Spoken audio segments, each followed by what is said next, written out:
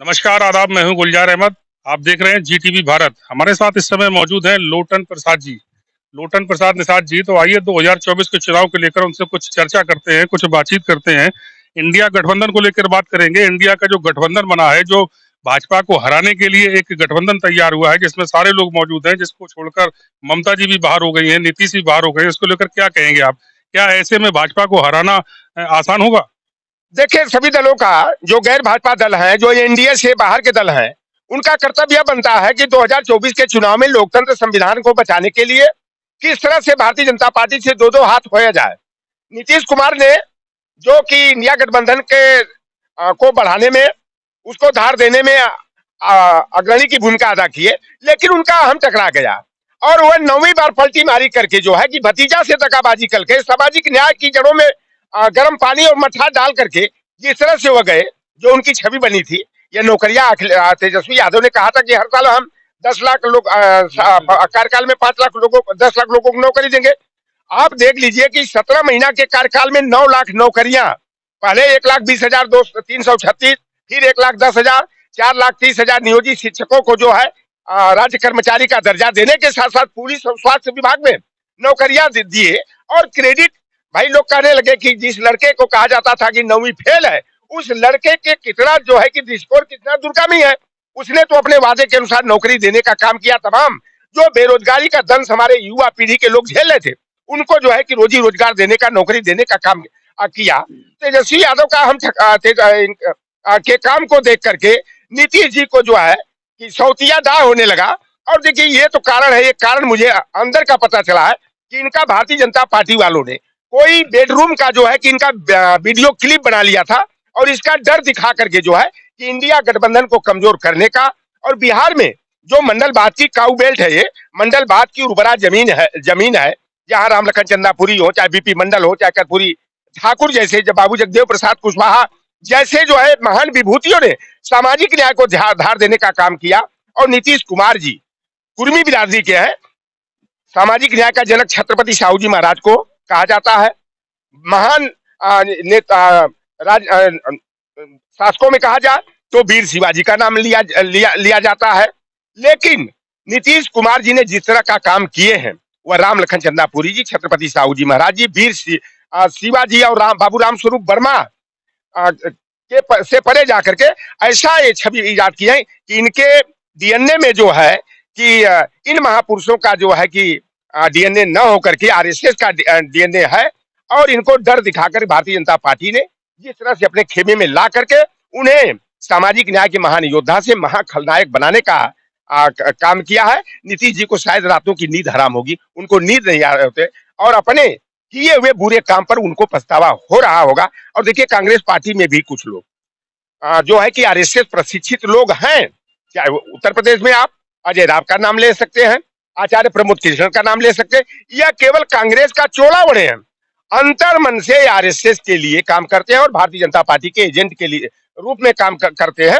और इन्हीं लोगों की गलतियों से मध्य प्रदेश में जो बुरा हाल हुआ, कांग्रेस की 2/3 बहुमत से सरकार बन रही थी, लेकिन अखिलेश यादव जी 5-8 सीटों की ही बात करते थे, क्योंकि रनर 4 सीटों पर थे। हम 18 में एक सीट पर विजय भी हासिल किए थे। लेकिन कांग्रेस पार्टी इतना अति विश्वास में हो गई कि वह जो है कि इंडिया गठबंधन में को जो है कि कमजोर करने में जुटी। लेकिन मध्य प्रदेश, छत्तीसगढ़ और राजस्थान में बुरी हार के बाद मल्लिकार्जुन खड़गे जी, राहुल गांधी जी को आगे आना पड़ा।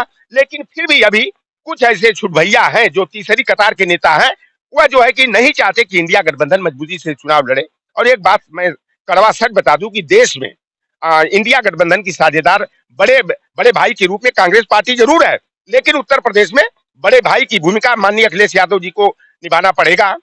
बिहार में आप जाएंगे तो वहां पर तेजस्वी यादव, लालू प्रसाद यादव बड़े के रूप में काम करेंगे।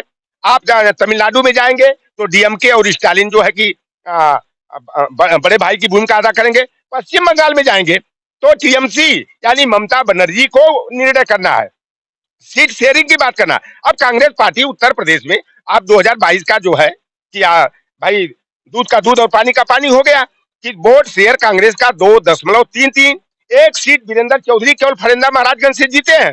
सपा का ओवर वाक नहीं मिलता। तो प्रमोद तिवारी की जो बेटी है मोना मिश्रा, वो प्रतापगढ़ से तीसरे नंबर पर होती, वह विधानसभा में नहीं पहुंचती। और समाजवादी पार्टी का वोट शेयर गठबंधन के साथ जो है 36.3% था, और अकेले समाजवादी पार्टी का वोट शेयर 32% से अधिक है। ऐसी स्थिति में कांग्रेस पार्टी अगर अड़ंगेबाजी करती है, और अखिलेश यादव जी ने तो कह दिया कांग्रेस पार्टी को सीट शेयर में 11 सीट दे रहे हैं, ऐसे हालात में अगर कांग्रेस पार्टी अखिलेश यादव की शर्त को स्वीकार नहीं करती है, तो यह स्पष्ट हो जाएगा कि कांग्रेस पार्टी भारतीय जनता पार्टी को हटाना नहीं चाहती। लोकतंत्र और संविधान के प्रति वह केवल नाटकबाजी करती है, और उत्तर प्रदेश में समाजवादी पार्टी अपने पीडीए फार्मूला के साथ जो है भारतीय जनता पार्टी को धूल चटाने का, भाजपा के विजय रथ को रोक करके दिल्ली जाने का रास्ता रोकने का में निश्चित रूप से हम लोग सफल होंगे। और हम लोग तो एक बड़ा लक्ष्य भी लेकर के चल रहे हैं कि 15 अगस्त 1947 को जिस तरह बागपत निवासी हुकुम सिंह यादव ने लाल किला की प्राचीर से झंडा फहराया था, ऐसा विश्वास हो रहा है कि मैजिक नंबर 2072 को पूरा करने में अखिलेश यादव जी की अहम भूमिका होगी, और 2024 में अखिलेश यादव जो है लाल किला से तिरंगा झंडा फहराएंगे। और लोग कह देते कैसे 80 सीटें हैं, 272 सीटें प्रधानमंत्री बनने के लिए चाहिए, कैसे बन जाएंगे? अरे भाई 6 सांसदों की बदौलत अगर चंद्रशेखर जी देश के प्रधानमंत्री बन सकते हैं, 46 सांसदों की बदौलत हरदन अली डोडा गौड़ा देवगौड़ा प्रधानमंत्री बन सकते हैं, इंद्र कुमार गुजराल बन सकते हैं, एक पत्थर तोड़ने वाला आदिवासी निर्दल जीत करके झारखंड का मुख्यमंत्री बन सकता है, और एक सपा के विधायक के समर्थन से मध्य प्रदेश में 15 महीने तक सरकार चल सकती है, 15 महीने तक कमलनाथ मुख्यमंत्री बन सकते हैं। तो अगर हम 50+ सीटें और इंडिया गठबंधन जो अभी तक है मौजूद ये रहेंगे, तो 70+ सीटें हम लोग जीतेंगे, इंडिया गठबंधन की सरकार बनेगी, और इंडिया गठबंधन की सरकार में समाजवादी पार्टी की सबसे अहम भूमिका होगी। नीतीश जी के बारे में आपने बहुत कुछ बता दिया, उनका डीएनए तक बता दिया। ममता जी के बारे में क्या कहेंगे?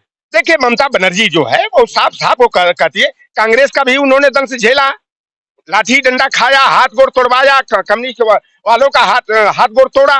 तो भाई जिसको इस तरह से किया गया, क्या क्या उनके साथ अभद्रता हुआ है, तो वो तो बातें हैं। लेकिन भारतीय जनता पार्टी को रोकने में वहां पर जो है कि अगर कांग्रेस पार्टी ज्यादा सीटें, अपनी औकात से ज्यादा सीटें मांगती है, तो वह भारतीय जनता पार्टी को लाभ पहुंचाने वाला निर्णय होगा।